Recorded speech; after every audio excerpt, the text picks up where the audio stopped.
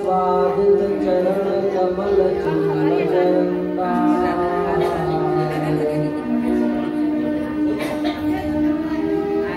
भक्त जन मानस निवासा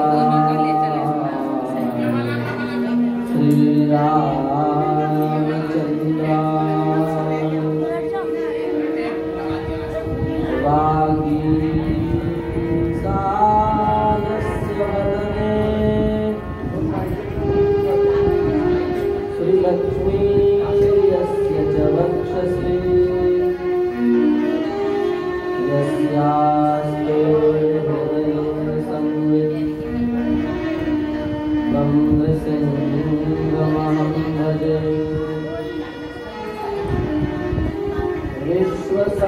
विसर्गादि नवलक्षणलक्षितम् श्रीकृष्णाख्यं परं धाम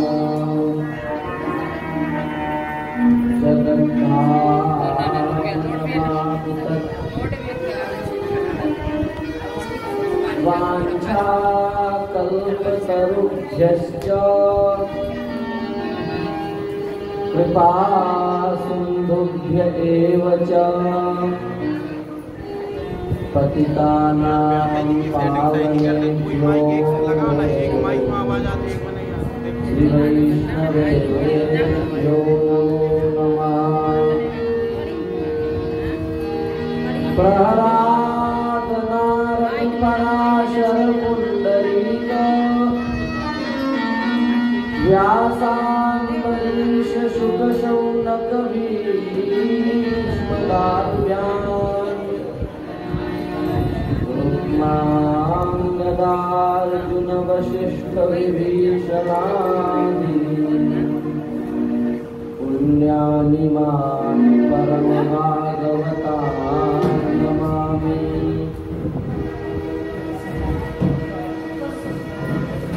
वाञ्छाकल्पतरुभ्यश्च कृपा सिन्धुभ्य एव च पावनेभ्यो श्रीवैष्णवेभ्यो नमो नमः। यत्र यत्र रघुनाथ कीर्तनम् तत्र तत्र कृतमस्तकाञ्जलिम्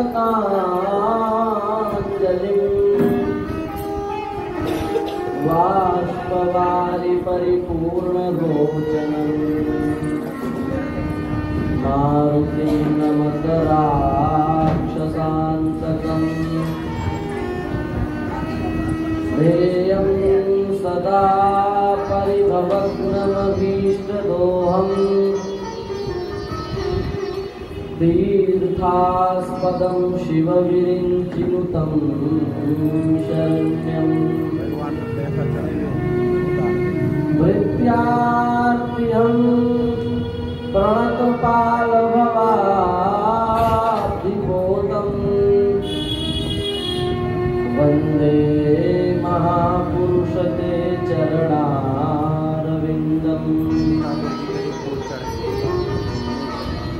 नमोऽस्तु ते व्यास विशालबुद्धे फुल्लारविन्दायतपत्रनेत्रम् येन त्वया भारततैलपूर्णा प्रज्वालितो ज्ञानमय प्रदीपः यस्यानुभावमखिलश्रुतिसारमेक मध्यात्मदीपमतितीर्षतान्तमोऽन्धम् संसारिणां करुणयाः पुराणगुह्यम् तं व्याससूनुं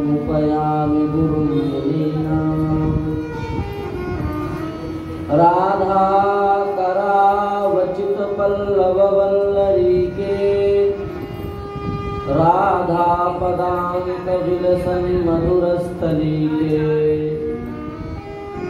राधा यशो मुखर मत्त खगावलीके राधा विहार विपिने रमतां मनो में यया व्याप्तमिदं विश्वं जगत्स्थावर जंगमं तां धैनुं शिरसा वन्दे भूतभव्यस्य मातरम् नमो गोभ्यः श्रीमतीभ्यः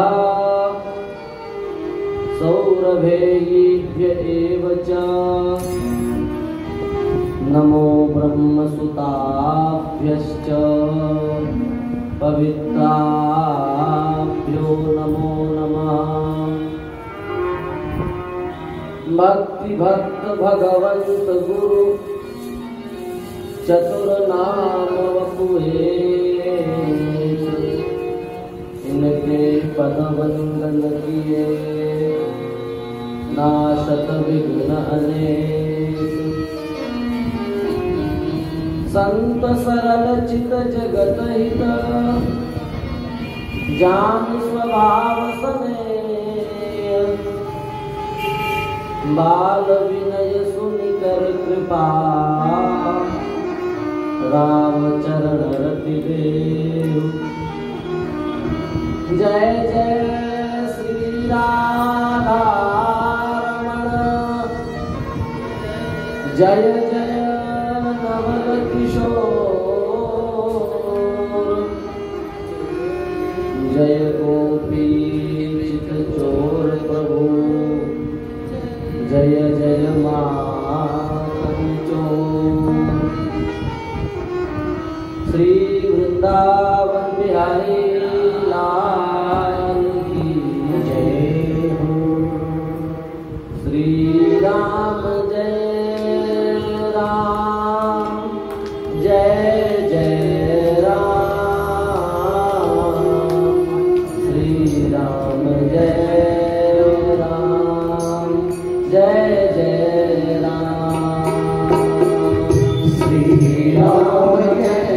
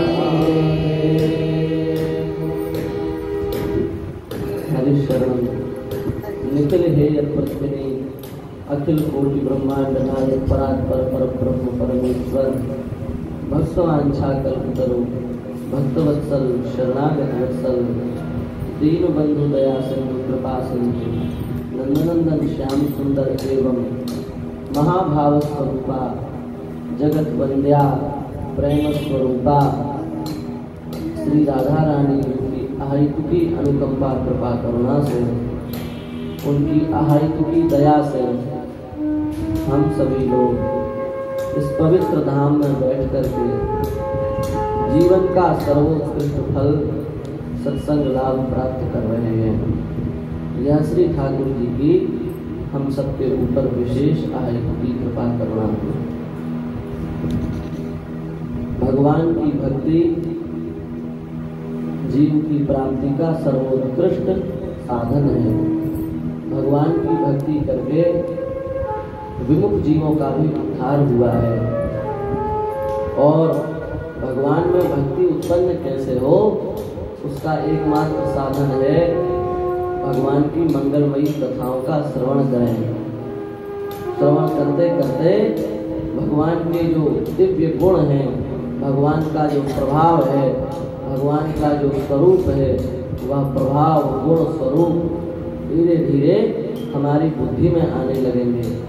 और जब धीरे धीरे वे हमारे विचारों में आने लगेंगे तब भगवान के प्रति भक्ति जागृत होती है, तब भगवान के प्रति प्रेम जागृत होता है।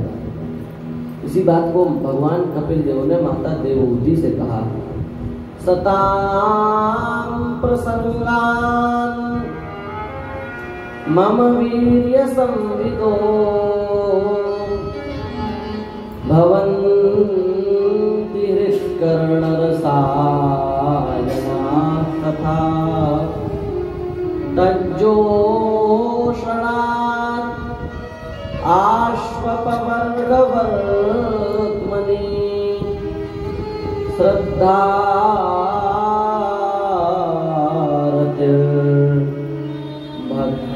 भक्तिरनुक्रमिष्यति। सताम प्रसंगान, जो भगवान के सुंदर सुंदर चरित्र हैं, उन चरित्रों को सुनने से मम वीर्य संविदो, जो भगवान के पराक्रम से युक्त चरित्र हैं, भगवान के सुंदर स्वभाव को बताने वाले चरित्र हैं, जब जीव उन सुंदर चरित्रों को, उन सुंदर स्वभाव को श्रवण करता है तो भवन्ति हृत्कर्णरसायना तथा, तब धीरे धीरे जो कथा है वह कानों के लिए रसौषधि बन जाती है, वह कानों को प्रिय लगने लगती है।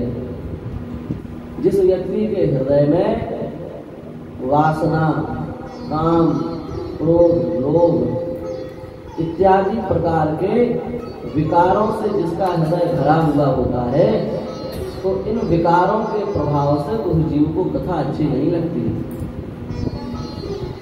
भगवान की कथा में मन नहीं लग रहा है, भगवान की कथा में स्वाद का अनुभव नहीं हो रहा है, और कोई कहे कि भाई इस कथा सुनने चलो, अरे वही कथा है, कई बार सुनी है, वही राम वही कृष्ण, ऐसा जिसकी चित्तवृत्ति बन रही है तो समझ लेना चाहिए तो उसका हृदय वासना से इतना दूषित है, विष का प्रभाव इतना तीव्र है, इतना तीव्र है तो उसको अमृत के माध्यम से भी हटाया नहीं जा सकता। यह कथा क्या है? अमृत है। और इस कथा का काम क्या है? हमारे हृदय में विकारों का जो विष है उस विष को दूर करके और भगवान की भक्ति रूपी अमृत का प्रकाश कर देना।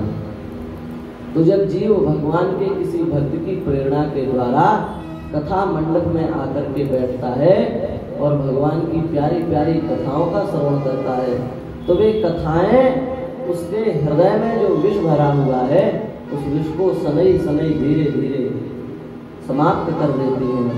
और जब वह विष सर्वथा समाप्त हो जाता है तब भगवान के चरित्र उसको अमृत के तुल्य लगने लगते हैं। फिर वह भगवान के चरित्रों को छोड़ करके संसार में किसी का आश्रय नहीं लेता। फिर कथा में उस सुख का अनुभव आने लगता है कि वह मोक्ष का भी तिरस्कार कर देता है और मोक्ष को छोड़ करके भगवान की कथा सुनने के लिए लालायित रहता है। पृथु जी के यहाँ भगवान प्रकट हो गए और पृथु जी से कहा कि आप हमसे वरदान मांग लो। पृथु जी ने कहा कि भगवान हम आपसे वरदान नहीं मांगेंगे, और आपकी यह क्या कहें हम, आपकी यह बहुत खराब आदत है, आप किसी भी भक्त के सामने प्रकट होते हो उससे वरदान मांगने के लिए कहते हो। भगवान आते हैं तो वरदान मांगने के लिए कहते हैं। पृथु जी ने कहा कि किसी प्रकार से जीव भगवान की भक्ति करके निष्काम हो पाता है और आप वरदान का प्रलोभन देकर के उसके भीतर सकामता उत्पन्न कर देते हो, इसलिए हम वरदान नहीं मांग सकते, हम आपसे कुछ नहीं चाहते। भगवान ने कहा कि हम आपसे इतने प्रसन्न हैं कि हम बिना वरदान दिए जाएंगे ही नहीं, आपको कुछ ना कुछ तो हमसे मांगना ही पड़ेगा। पृथु जी ने कहा कि जब आपकी देने की इतनी ही इच्छा है तो कृपा करके एक वरदान दो। क्या? बोले विधत्स्व कर्णायुतमेषमे वरा, आप हमें 10,000 कान दो। ये पृथु जी वरदान मांग रहे हैं भगवान से। क्या दो? 10,000 कान प्रदान करो आप हमको। 10,000 कान मतलब ये नहीं समझना कि 10,000 कान आ जाए, ये नहीं। 10,000 कान का तात्पर्य है कि आप हमें इतनी शक्ति प्रदान करें, इतनी शक्ति प्रदान करें कि 10,000 कान मिलकर के जो कथा सुन सकते हैं वह कथा मेरे केवल 2 कान सुन लें। इसका तात्पर्य है हमारे रोम रोम से हम कथा सुने, हम अपने एक एक अंग से कथा सुने।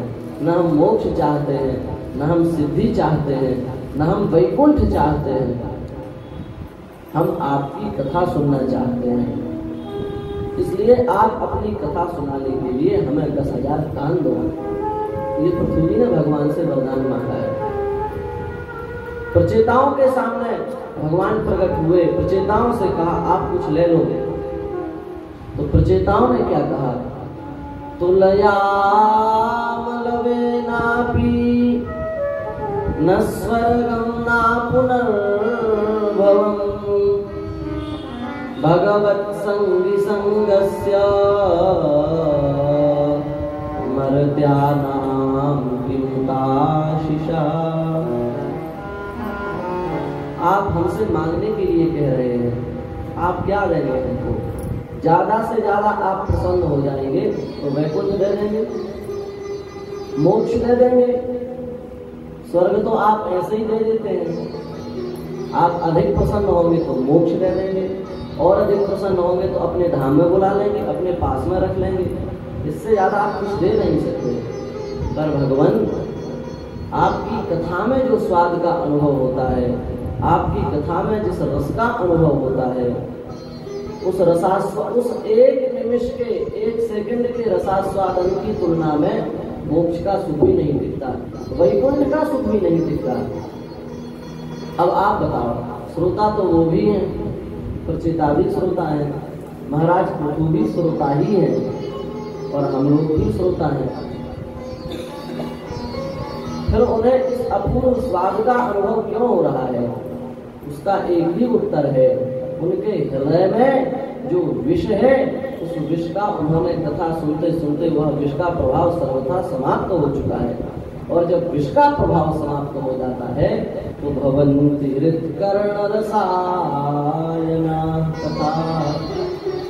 जब विष का प्रभाव समाप्त हो जाएगा तो कथा आपके कर्णों के लिए अमृत का काम करेगी। वह कथा आपके कर्णों को अत्यंत प्रिय लगने लगेगी। और जब वह कथा जब आपका कथा से प्रेम हो जाएगा तो तज्जोषणात्, उस कथा का प्रेम पूर्वक सेवन करें।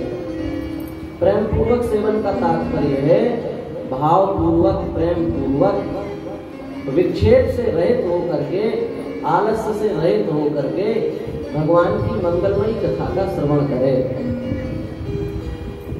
तज्जोषणात्, जब तक आप प्रेम पूर्वक कथा का सेवन नहीं करेंगे, जब तक विक्षेप रहित होकर के आप श्रवण नहीं करेंगे तो आपका सुनना व्यर्थ हो जाएगा।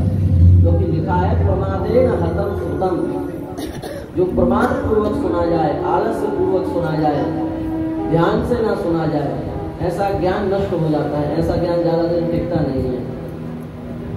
तो तज्जोषणात्, आपकी जो मंगलमयी कथा है उसका जब कोई जीव प्रेम पूर्वक सेवन करता है तो आश्वपवर्ग वर्त्मनि, भगवान मार्ग में भगवान के प्रति अत्यंत शीघ्र श्रद्धा का उदय हो जाता है। और जब जीव के हृदय में श्रद्धा का उदय हो जाता है तब उस जीव को आपकी निश्चला अविचला प्रेम रूपा, रस रूपा, माधुर्य रूपा भक्ति की प्राप्ति होती है।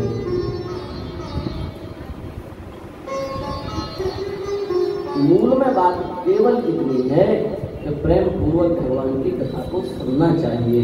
भगवान की कथा को जो प्रेम पूर्वक सुनता है उससे हृदय के सारे विकार नष्ट हो जाते हैं, सारा विष नष्ट हो जाता है।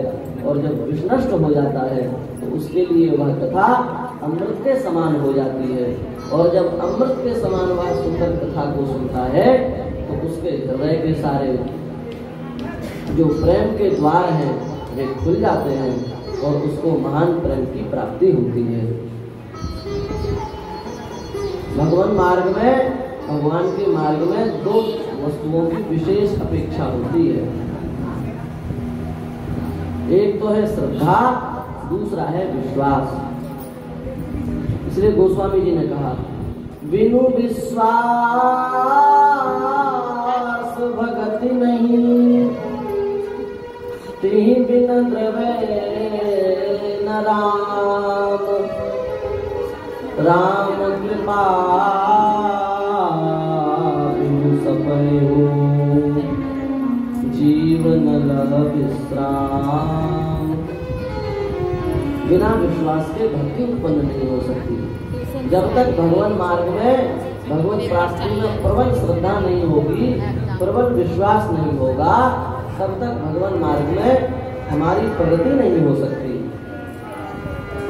इसलिए विश्वास और श्रद्धा ये दो सबसे बड़े साधन हैं, सबसे बड़े उपाय हैं भगवान की प्राप्ति में। श्रद्धा का स्वरूप क्या है? श्रद्धा का तात्पर्य है कि कितनी भी विशेष परिस्थिति हो, जो हमारा श्रद्धेय है, उस श्रद्धेय से हमारी श्रद्धा का नाश ना हो, यही है श्रद्धा का स्वरूप।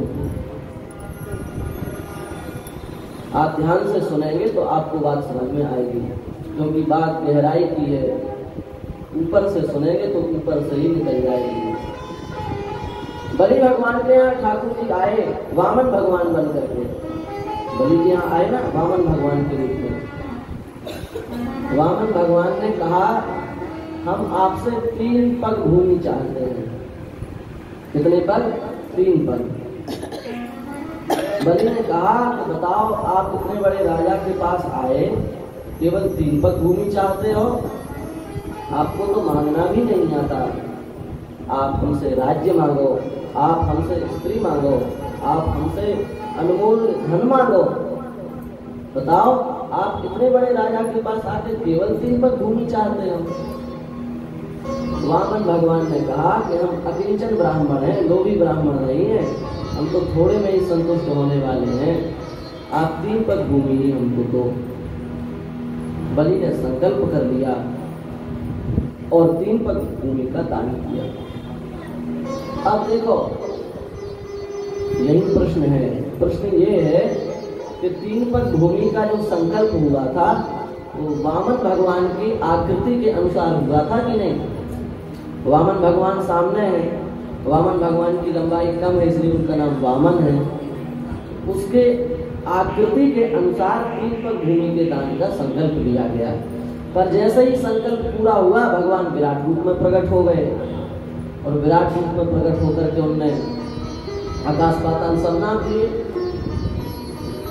अब आप स्वयं बताओ, ये बलि के साथ अन्याय है कि नहीं है? हम यहाँ दर्जी के पास में जाएं और दर्जी के पास में जाकर के कहें कि हमको 2.5 मीटर कपड़ा दो। दर्जी कहे ठीक है, आप लो, कपड़ा ले लो। उसके बाद हम कहें कि यहाँ से लेकर के वृंदावन तक हमारा 1 मीटर, फिर वृंदावन से दिल्ली तक 2 मीटर, फिर दिल्ली से और आगे जो भी आता है वहाँ हमारे 2.5 मीटर होंगे। दर्जी कपड़ा देगा? नहीं देगा। उसी प्रकार से वामन भगवान की आकृति को देख करके बलि ने संकल्प लिया, पर जैसे ही संकल्प हुआ, वामन भगवान ने आकाश पाताल सब नाप लिए। तो क्या ये बलि के साथ अन्याय नहीं है? बलि को कह देना चाहिए कि आपकी आकृति को देख करके हमने 3 पग भूमि का संकल्प लिया था, पर आप तो इतने बड़े हो गए, इसके लिए विराट स्वरूप के लिए हमारा संकल्प थोड़ी नहीं था। पर धन्य है, इसी का नाम है श्रद्धा।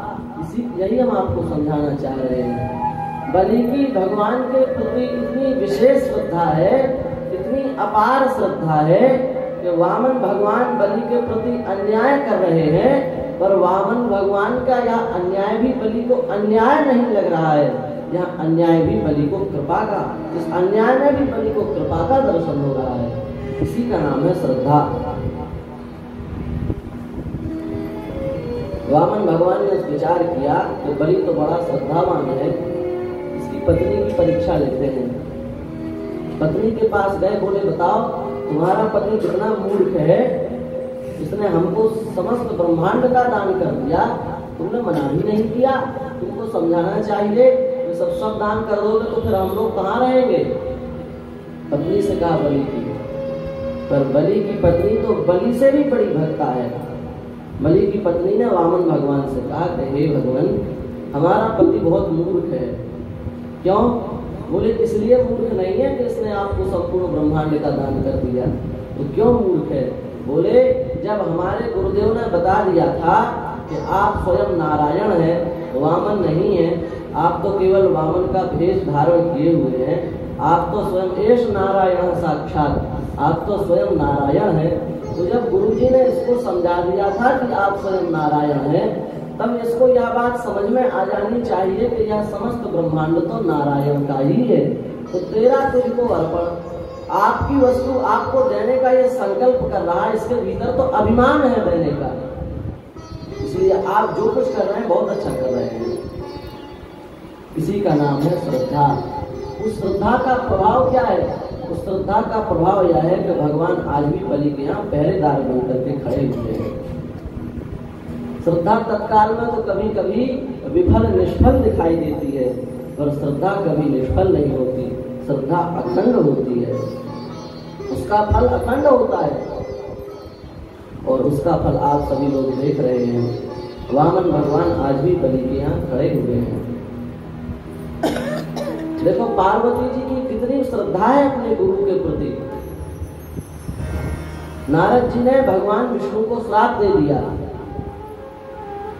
भगवान ने नारद जी को वानर का मुख दे दिया, तो नारद जी क्रोधित हो गए, बोले तुमने हमको बंदर का रूप दे दिया, हम तुमको श्राप देते हैं। तो अब पार्वती जी को जब यह कथा भगवान शिव सुना रहे हैं कि नारद जी ने भगवान को श्राप दे दिया, तो पार्वती जी को कहना चाहिए तो बताओ कैसे गुरु जी ने भगवान को ही श्राप दे दिया। ऐसे गुरु जी से क्या काम जो भगवान को ही श्राप दे दें। अरे गुरु जी तो खराब है, बताओ ठाकुर जी को श्राप दे दिया गुरु जी ने। पर पार्वती जी ने एक बार भी यह नहीं कहा। पार्वती जी ने क्या कहा? का अपराध रमा पति की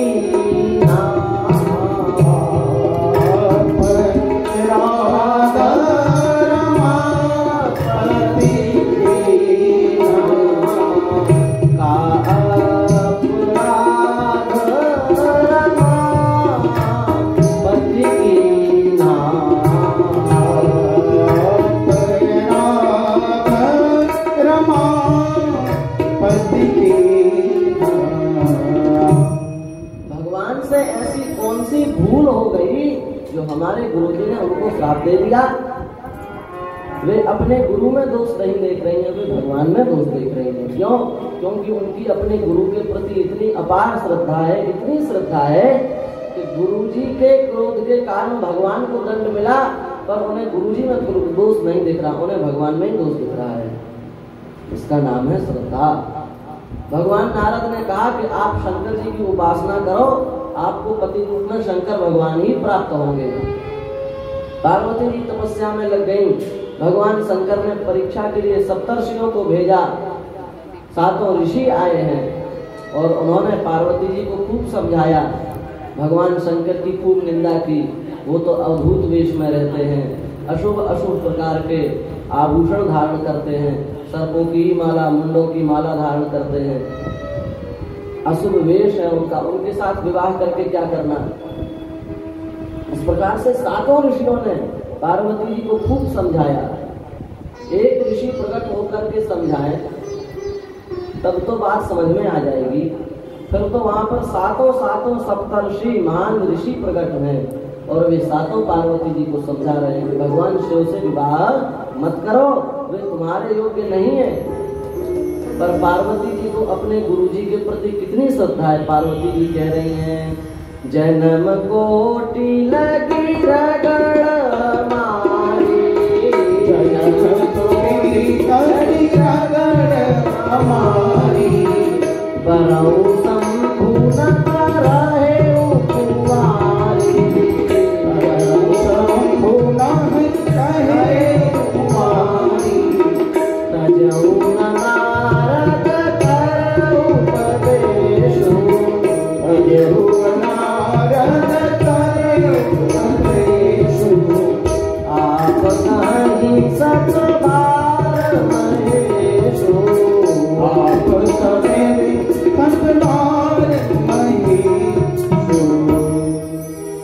जन्म कोटि लगी रगड़ हमारी, करोड़ों जन्म हमको लग जाए अगर हम विवाह करेंगे तो भगवान शिव के साथ ही करेंगे, किसी दूसरे के साथ नहीं करेंगे। तजौ न नारद कर उपदेशु, हमारे गुरु जी ने, नारद जी ने जो हमको समझा दिया है, जो उपदेश दिया है, उसका हम कभी त्याग नहीं करेंगे। आप कहीं शतबार महेशु, भगवान शिव स्वयं प्रकट हो करके एक बार नहीं 100 बार भी कहें कि हमसे विवाह मत करो, तो भी हम अपने गुरुदेव की आज्ञा को नहीं टालेंगे। इसका नाम है श्रद्धा। इसलिए श्रीमद् रामचरितमानस में गोस्वामी तुलसीदास जी ने माता पार्वती को श्रद्धा का स्वरूप बताया। भवानी शंकरं वंदे श्रद्धा विश्वास रूपिणौ, याभ्यां विना न पश्यन्ति सिद्धा स्वान्तस्थमीश्वरम्। हमारे कहने का तात्पर्य यह है कि जब तक श्रद्धा और विश्वास, ये दो बातें हमारे भीतर अच्छे से हमें पकड़ नहीं लेंगे इन दोनों बातों को, तब तक हम भगवत प्रेम का, भगवान का अनुभव नहीं कर सकते। भगवान शिव विष पी गए, समुद्र मंथन से विष निकला, भयंकर विष, जिसने सारे त्रिलोक में हाहाकार मचा दिया। इतना भयंकर विष, कालकूट विष भगवान शिव पी गए। उनको लगना चाहिए कि जब इस भयंकर विष से सारा संसार नष्ट हो सकता है, तो हम भी नष्ट हो सकते हैं, हमारा भी नाश हो सकता है। फिर हम यह विष क्यों पिए? पर भगवान शिव के हृदय में गंभीर विश्वास है। शास्त्रों में लिखा है भगवान का नाम अमृत के समान है। श्री राम नामामृतम, भगवान का नाम क्या है? अमृत। भगवान शिव ने विचार किया कि जब हम अमृत का नित्य निरंतर पान करते रहते हैं, उस अमृत के पान के कारण हमारे ऊपर इस विष का प्रभाव कैसे हो सकता है। इसलिए भगवान से घोर हलाहल विष का भी पान कर गए। इसका नाम है विश्वास। हम लोग केवल सुन लेते हैं कि नाम अमृत के समान है, भगवान की कथा अमृत के समान है, पर हमको कोई विष पिलाए तो हम पीने तैयार होंगे। अब तो हम कथा का पान, कथा रूपी अमृत का पान कर रहे हैं, अमृत का पान पी के अमर हो गए हैं। पर विष का पान कोई कराए तो पिएंगे नहीं। क्यों? क्योंकि उस कथा के प्रति वास्तविक अविश्वास का अभी उदय नहीं हुआ है। जब वास्तविक विश्वास का उदय हो जाएगा, तब भगवान शिव के समान स्थिति होगी। भयंकर हलाल विष का पान करके भी उनका कुछ भी नहीं बिगड़ा। शिव भगवान तो बहुत ऊंचे, मीराबाई का कुछ नहीं बिगड़ा, मीराबाई का कुछ। गरल अमृत ज्यों पियो, गरल माने विष को, अमृत ज्यों पियो, अमृत के समान पी गई मीराबाई। भक्ति निशान बजाय के काहू दे नाही नालजी, लोक लाज तुम सिंखला,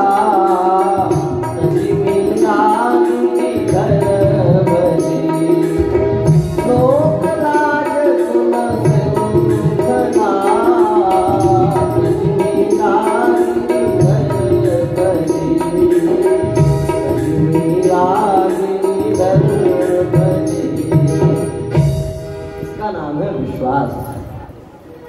भगवान की कथा में ऐसी सामर्थ्य है, जीव को भवसागर से पार कर सकती है।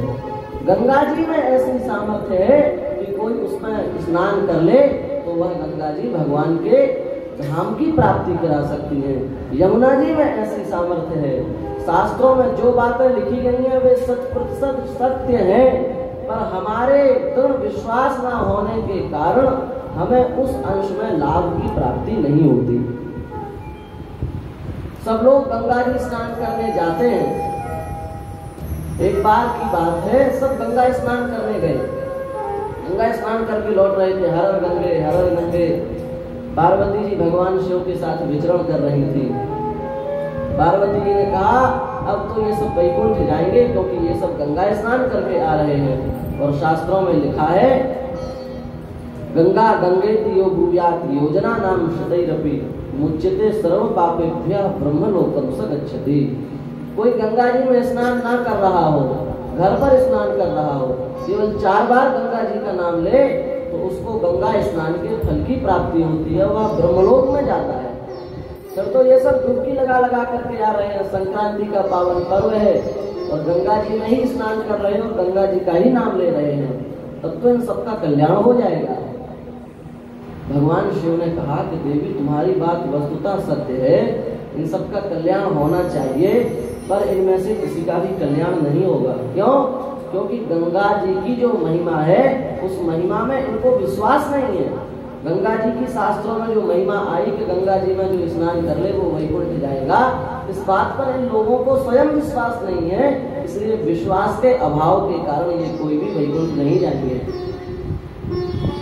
पार्वती जी ने कहा प्रत्यक्षम प्रमाणम, प्रत्यक्ष प्रमाण दीजिए, इनका विश्वास कैसे नहीं है? भगवान शंकर तो है ही लीलाधारी, भेष बदल दिया उन्होंने और पार्वती जी को एक सुंदर स्त्री का भेष दे दिया, स्वयं एक वृद्ध पुरुष बन गए और बोले कीचड़ में जाकर के, वो जो स्त्री थी पार्वती जो थी उनको कीचड़ में जाकर के खड़ा कर दिया दलदल में और बोले भैया इस स्त्री को कोई बचा लो, इस स्त्री को कोई बचा लो, यह दलदल में फंसी जा रही है, यह डूबती ही जा रही है, इस स्त्री को कोई बचा लो। पर ध्यान रखना, जिसने अपने जीवन में एक भी पाप कर्म नहीं किया हो वही इस स्त्री का स्पर्श करना, अन्यथा जल करके भस्म हो जाओगे। अब तो सबने विचार किया कि हम तो बड़े पापी हैं, हमने तो इतने पाप किए, हमने कोई ना जाए। शाम हो गई, एक भी तैयार नहीं। भगवान शंकर ने कहा देखो देवी, ये सब गंगा स्नान करके आ रहे थे और गंगा स्नान में इन्होंने अपने समस्त पापों को धो दिया, ये सब निष्पाप थे, पर इनके भीतर यह विश्वास नहीं है कि हम गंगा स्नान करके आ रहे हैं, हमारे भीतर तो पाप है ही नहीं, हम जल करके निकाल लें, ऐसा विश्वास किसी के भीतर नहीं है। तो जब गंगा स्नान से पापों का नाश हो सकता है, इस बात का भी इनको विश्वास नहीं है, तो गंगा स्नान से वैकुंठ की प्राप्ति होगी, इस बात पर क्या इनको विश्वास होगा? नहीं होगा, इसलिए इनको वैकुंठ की प्राप्ति नहीं होगी। पार्वती जी को बात समझ में आ गई और वस्तुतः बात भी यही सही है। हम सब लोग कथा सुन रहे हैं, पर हमें यह निश्चित रूप से यदि विश्वास नहीं होगा कि कथा सुन के मोक्ष की प्राप्ति होती है, कथा सुन के भगवान की धाम की प्राप्ति होती है, तब फिर कथा सुनने का जैसा लाभ हमको मिलना चाहिए उस लाभ की प्राप्ति हमें नहीं होगी। इसलिए 2 बातों को पकड़ करके कथा सुनो, पहली श्रद्धा, दूसरी विश्वास। जो लीलाएं सुनी जाएं, जो चरित्र सुने जाएं, जो भगवान की मधुराति मधुर गुणों का वर्णन किया जाए, उनके प्रति पूर्ण श्रद्धा और पूर्ण विश्वास का भाव हमारे भीतर होना चाहिए, तभी कथा के संपूर्ण लाभ की हमको प्राप्ति होगी। श्री वृंदावन बिहारी लाल की जय। कल गोवर्धन भगवान की अत्यंत सुंदर लीला का हम सब लोगों ने श्रवण किया। भगवान गोवर्धन पर्वत को धारण करके खड़े हो गए, 7 रात्रि 7 दिन तक भगवान खड़े रहे। इंद्र ने देखा कि इन पर हमारी वर्षा का कोई प्रभाव नहीं है। इंद्र आए, भगवान की स्तुति की और भगवान की स्तुति जब इंद्र ने की तब भगवान खड़े रहे, पूरी स्तुति इंद्र की सुनी। इंद्र ने कहा कि हम लोग तो सतोगुणी हैं, रजो विमोहितोयम जन ईश माया बुदन्य दाशास्त्रितात्मनो बुधा। हम सब लोग आपकी माया से मोहित हो रहे हैं। आप तो तीनों गुणों से परे हैं, तीनों गुणों में से आपको कोई भी स्पर्श नहीं कर सकता। जब आप गुणों से ही परे हैं तब फिर काम क्रोध लोग तो आपका दूर से ही स्पर्श नहीं करते, वे तो बड़े दूर हैं आपसे। ये सब गुणों से युक्त तो हम लोग हैं और हमें क्रोध आ गया, हमको आपके प्रभाव का ज्ञान नहीं था। बड़ी प्यारी स्तुति की है। कामधेनु गौ माता आई है, उन्होंने भगवान का अभिषेक किया है। ऐरावत ने अपनी जो सूंड थी उस सूंड से आकाश गंगा के जल से भगवान का अभिषेक किया है। और इस प्रकार से सब लोग यथा योग्य भगवान का सत्कार वंदन करके अपने अपने घर को प्रस्थान किया। सबने बोलिए गोवर्धन धरण भगवान की को ये शिक्षा दी कि भैया अभिमान मत करो, अभिमान करने वालों की कहीं थोर नहीं है। यदि देवता भी अभिमान करेंगे तो हम देवता को भी दंड दे सकते हैं। कहाँ तक कहें, देवताओं का स्वामी इंद्र भी यदि अभिमान करे तो उस इंद्र को भी हम दंड दे सकते हैं।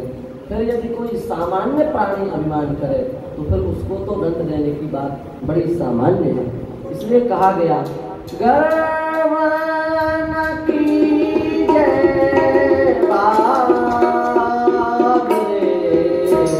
हरि सर्व प्रहारी, गर्व न कीजिए बाबरे, हरि सर्व प्रहारी, जाते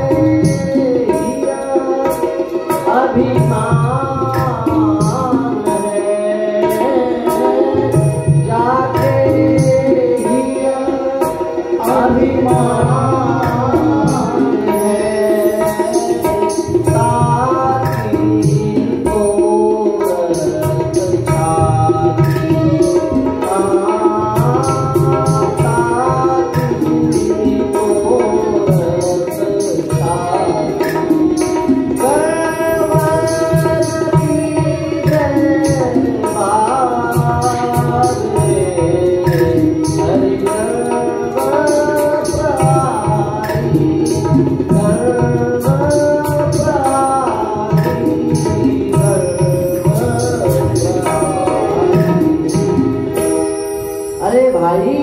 गर्व मत करो, गर्व न कीजिए बाबरे, अरे बाबरे अभिमान मत करो। क्यों? बोले हरि गर्व प्रहारी, भगवान को अभिमान अच्छा नहीं लगता, भगवान अभिमान का नाश कर देते हैं। बोले जाके ये अभिमान है जो व्यक्ति अपने जीवन में अभिमान को महत्व देता है, ताकि तोड़त छाती, उसकी छाती को भगवान तोड़ देते हैं। रावण जैसे के अभिमान को भी भगवान ने तोड़ दिया, इंद्र जैसे के अभिमान को भी भगवान ने तोड़ दिया। तो ऐसा इन प्रसंगों को सुन करके हमें अभिमान का त्याग कर देना चाहिए। हमें अपने जीवन में अभिमान को महत्व नहीं देना चाहिए। पर हम भगवान के दास हैं, हम भगवान के भक्त हैं, हम भगवान के सेवक हैं, इस बात का हमें अभिमान होना चाहिए। समस्त अभिमान खराब है, पर श्रेष्ठाभिमान अपने भगवान का अभिमान यह खराब नहीं है। यह अभिमान तो अच्छा है, हम भगवान के दास हैं, हम भगवान के भक्त हैं, इस बात का हमें अभिमान होना चाहिए। हमसे कोई कहे आप झूठ बोलो तो हमें कहना चाहिए हम झूठ नहीं बोलेंगे, हम भगवान के भक्त हैं, भगवान के दास हैं। यह अभिमान भी यदि आपके जीवन में उतर गया तो भी आपका कल्याण हो जाएगा। भगवान के दास होने का अभिमान, भगवान के भक्त होने का अभिमान, यह अभिमान कल्याण करने वाला होता है। पर हमें अपने ऊपर, स्वयं के ऊपर यदि अभिमान हो, मैं ऐसा मैं वैसा, तो ये अभिमान जीव का नाश करता है। इसलिए रामायण में कहा कि भगवान का अभिमान हो जाए, मैं भगवान का दास हूँ, यदि ऐसा अभिमान हमारे भीतर है तो ये बहुत अच्छी बात है। अस अभिमान जाई जानी मोरे, अस अभिमान जाई जानी मोरे, अस अभिमान जाई जानी मोरे, अस अभिमान जाई जानी मोरे, ऐसे सेवक रघुपति पति मोरे, मैं सेवक रघुपति मोरे, मैं सेवक रघुपति पति मोरे, मैं सेवक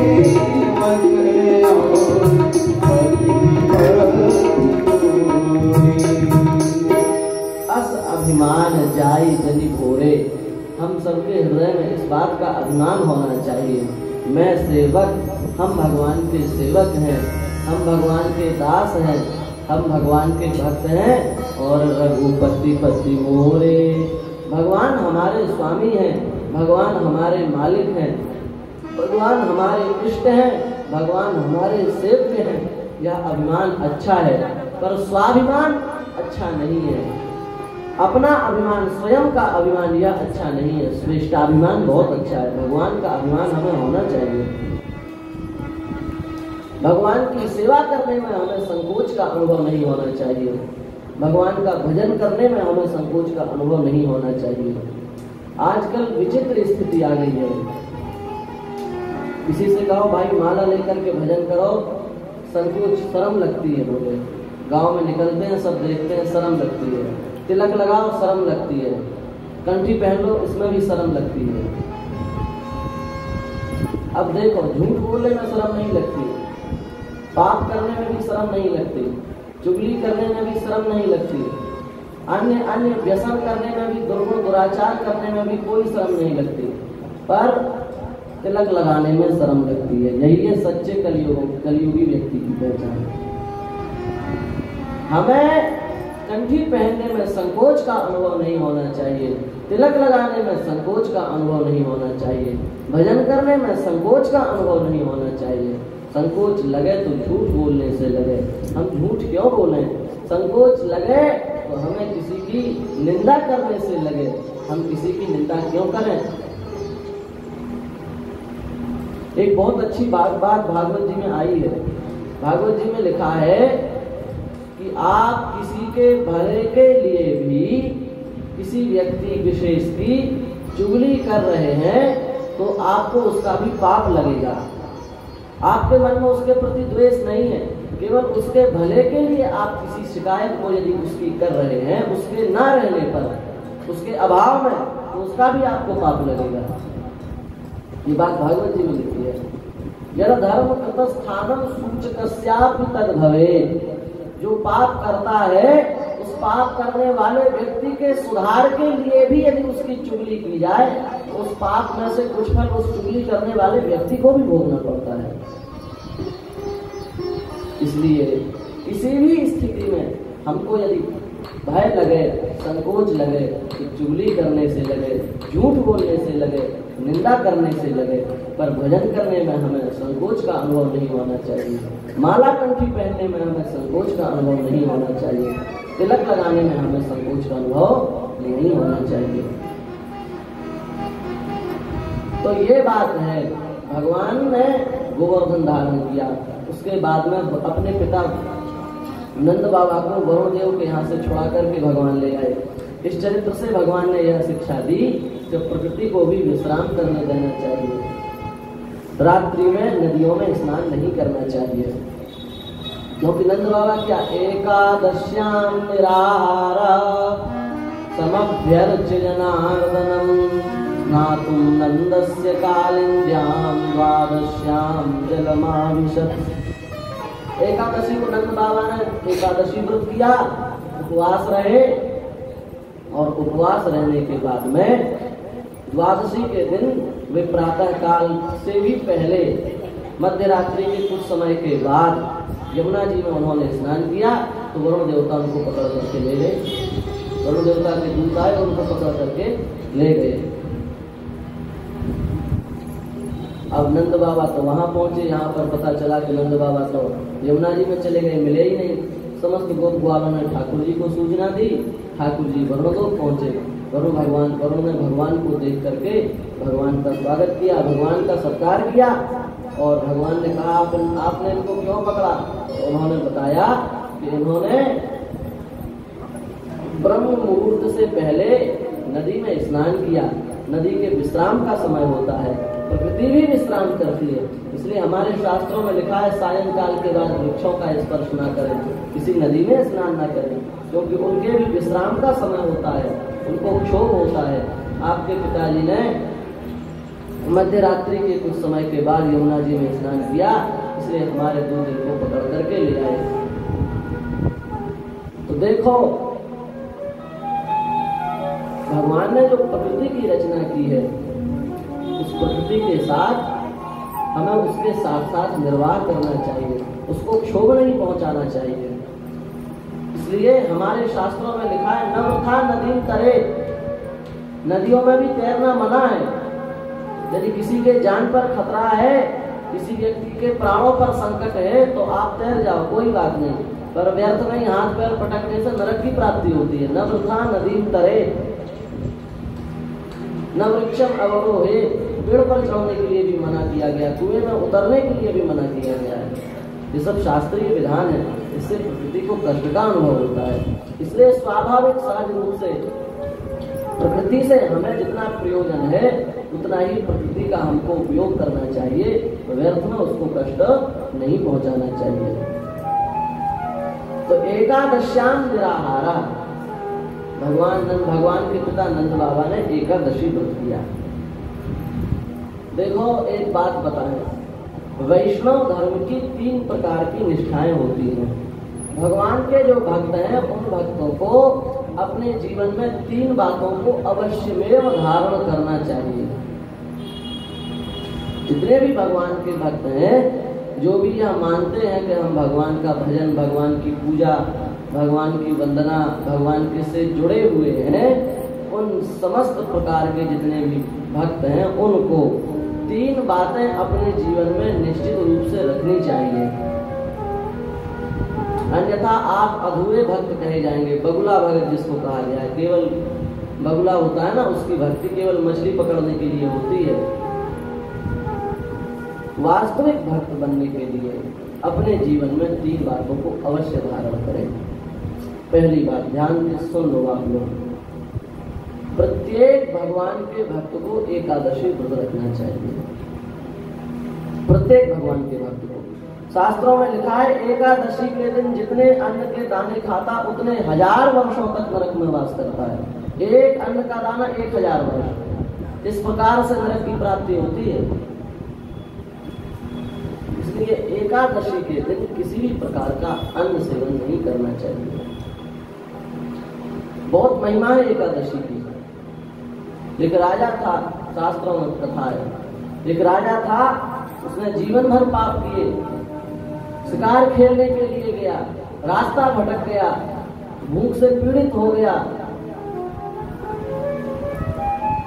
एकादशी का पूजन चल रहा था, भूखे से दिन भर से तो कुछ पानी मिला नहीं, तो एकादशी व्रत भी उसका हो गया और पूजन भी उसने देख लिया, लोग पूजन कर रहे थे, उस पूजन में भी वो सम्मिलित हो गया और पूजन करके वह भूख की व्याकुलता के कारण मर गया।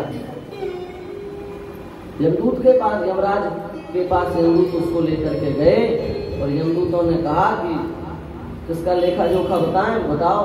बोले इसने जीवन में कभी कोई पुण्य कर्म नहीं किया, कोई पुण्य कर्म नहीं है, जीवन भर इसने पाप किए, पर धोखे से अनजाने में इसने अंतिम समय में एकादशी व्रत कर लिया।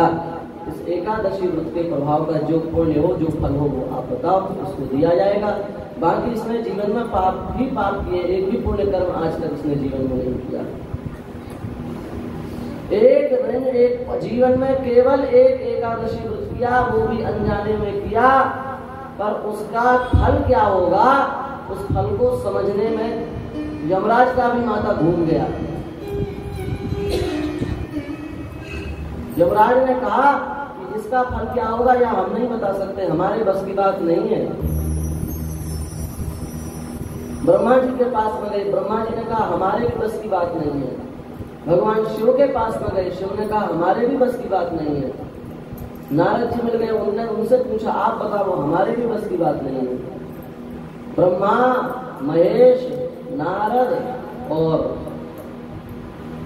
यमराज, चारों इतने बड़े बड़े देवता होने के बाद भी एक एकादशी व्रत का निर्णय नहीं कर पाए। उस व्यक्ति ने कहा आप लोग हमको ऐसे भटकाते रहोगे, ब्रह्मा जी के पास ले गए, फिर विष्णु जी शंकर जी के पास में ले गए, फिर नारद जी के पास ले गए, परेशान कर रहे हो, कुछ फल बताओ, जो जैसा हो हम भोग लें। सबने कहा आपको विष्णु जी के पास अभी और चलना पड़ेगा। व्यक्ति ने कहा हम तो परेशान हो गए चलते चलते, और हम तो नहीं चलेंगे, हम तो पालकी पर बैठ कर चलेंगे। पालकी पर बैठे, हाँ हम पालकी पर बैठेंगे। अब हम पैदल चलते चलते पहले आप लोग ब्रह्मलोक ले गए, फिर ब्रह्मलोक से शिवलोक ले गए, तो शिवलोक से नारद जी के पास ले गए। अब हम नहीं जाने वाले, अब तो पालकी लाओ। पालकी लाई गई। बोले आपको कौन ढोए? आप ही लोग चार हो, चार ढोने के लिए चार लोगों की आवश्यकता। एक तरफ ब्रह्मा जी लग जाओ, एक तरफ शिव जी लग जाओ, एक तरफ हम धर्मराज लग जाएंगे और एक तरफ नारद जी लगेंगे। आप भी चारों लगो। फिर क्या करें? इसको ले जाना है, निर्णय करना है। चारों लगे, विष्णुलोक पहुंचे। भगवान ने बुलाया। भगवान ने कहा आज आप लोग सब एक साथ आ गए, क्या बात है भाई? इतने बड़े बड़े अधिकारी आए हैं हमारे पास में।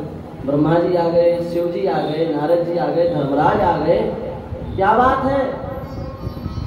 चारों ने हाथ जोड़कर कहा परेशान हो गए हम इससे, आप इसका निर्णय कर दो। इसने केवल अपने जीवन में भूखे से एक एकादशी व्रत किया, इसका क्या फल होगा? भगवान ने कहा देखो, आप चारों इसके फल का निर्णय नहीं कर पाए। दूसरी बात, आप चारों पालकी में लग करके इसको हमारे पास तक लाए। तीसरी बात, इसको प्रत्यक्ष हमारे वैकुंठ का दर्शन हो गया। इससे बड़ा फल और एकादशी का क्या होगा?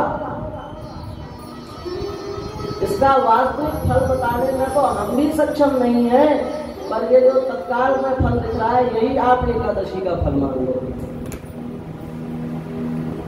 धोखे से अनजाने में केवल एक एकादशी की ये महिमा है।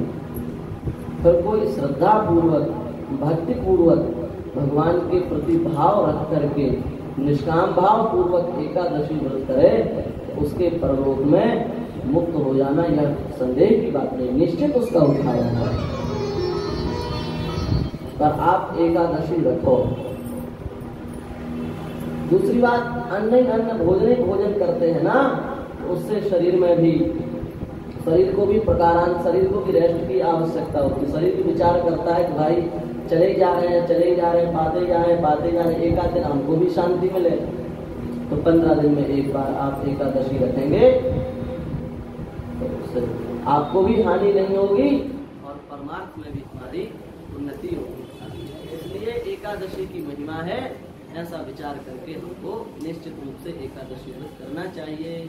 श्री राम जय राम जय जय राम, श्री राम जय राम जय जय राम, श्री राम जय राम जय जय राम, श्री राम जय राम जय जय राम, श्री राम जय राम जय जय राम, श्री राम जय राम जय जय राम, श्री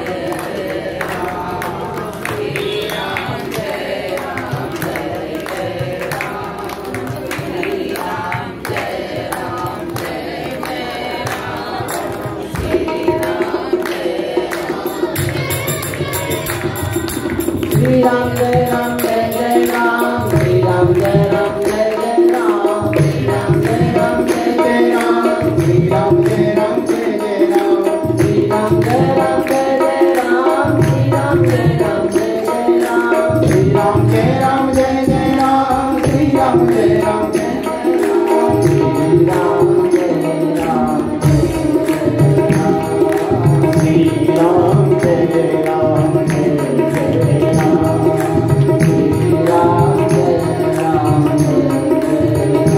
बोलो श्री राम जय राम, जय जय राम,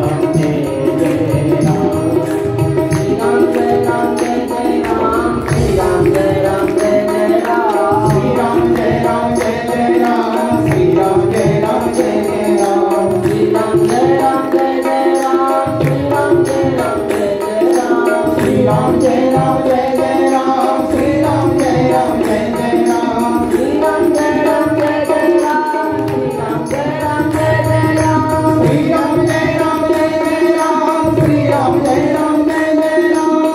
राम जय राम, जय जय राम, श्री राम जय राम, जय जय राम, श्री राम जय राम, जय जय राम, श्री राम जय राम, जय जय राम, श्री राम जय राम, जय हो बोलो श्री राम जय राम, जय जय राम, श्री राम जय राम, जय जय राम, श्री राम जय राम, जय जय श्री वृंदावन बिहारी लाल की जय हो। तो हम यह निवेदन कर रहे थे कि अपने जीवन में 3 बातों को अवश्य में धारण कर लेना चाहिए, तभी हम भक्त कहलाने के अधिकारी होंगे। जिसमें पहली बात बताई गई कि अपने जीवन में एकादशी का पालन करें। निश्चित रूप से कम एकादशी तो व्रत प्रत्येक वैष्णव को करना चाहिए। हम लोग कितने प्रकार के व्रत रखते हैं, पर एकादशी व्रत नहीं रखते। हम ये नहीं कह रहे कि आप जो रखते वो बंद कर दो, करते रहो, पर एकादशी को भी अपने जीवन में स्थान दो, अन्यथा परलोक के मार्ग में उन्नति में बाधा आ जाएगी। इसलिए प्रत्येक वैष्णव को एकादशी का पालन अवश्य में करना चाहिए।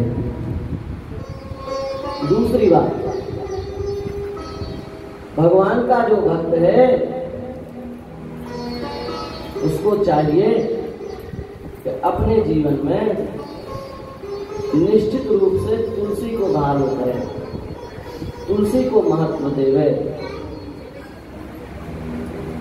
तुलसी भगवान की प्रिया है। गोपियों ने क्या कहा? गोपियां कह रही हैं, कश्चित तुलसी कल्याणी गोविंद चरण प्रिय, गोविंद चरण प्रिय। गोपियां कह रही हैं कि हे कल्याणी, तुलसी जी का विशेषण क्या है? कल्याणी, अर्थात कल्याण प्रदान करने वाली। गोविंद चरण प्रिय, हे गोविंद की प्राण प्रिया, हे गोविंद की प्रिया। श्री तुलसी जी जो है वो भगवान की प्राण वल्लभा है। इसलिए तुलसी जी को अवश्य में हम सबको धारण करना चाहिए। कैसे धारण करें? बोले यज्ञोपवीतवद्धार्या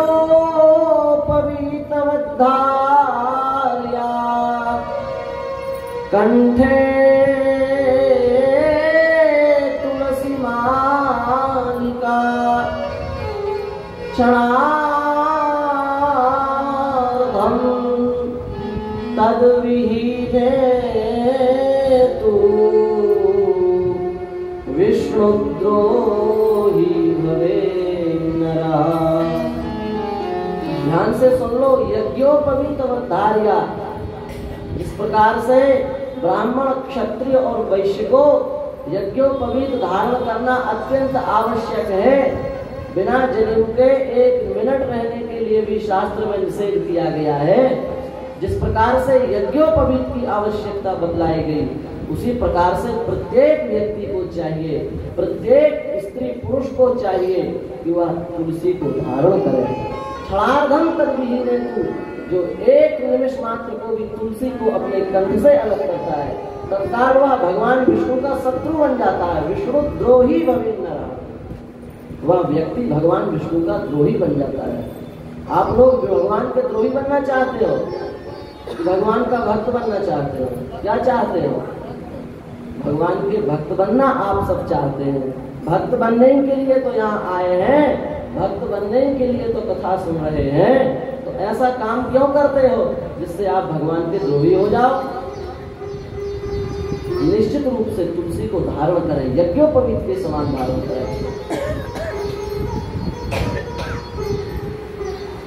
आजकल कुछ पंथ ऐसे भी चल गए हैं जो स्त्रियों को भी यज्ञोपवीत पहना रहे हैं। कंठी पहनाओ, कंठी, यज्ञोपवीत मत पहनाओ। कंठी पहनाने से कल्याण होगा, यज्ञोपवीत पहनाने से कल्याण नहीं होगा। गायत्री मंत्र का उच्चारण करवाते हैं, गायत्री मंत्र पढ़ो, निषेध है शास्त्र में। स्त्री शूद्र द्विज बंधु नाम त्रयी न श्रुति गोचरा। क्या करें? स्त्रियों के लिए भी गायत्री है, पर उनके लिए दूसरी गायत्री है। स्त्रियों के लिए कौन सी गायत्री का जप करना चाहिए? स्त्रियों, आप लोगों के लिए भी गायत्री बनाई गई है, वह गायत्री सुन लो, उसका पाठ किया करो। जनक सुता जग जननी जानकी, जनक सुता जग जननी जानकी, जनक सुता जग जननी जानकी,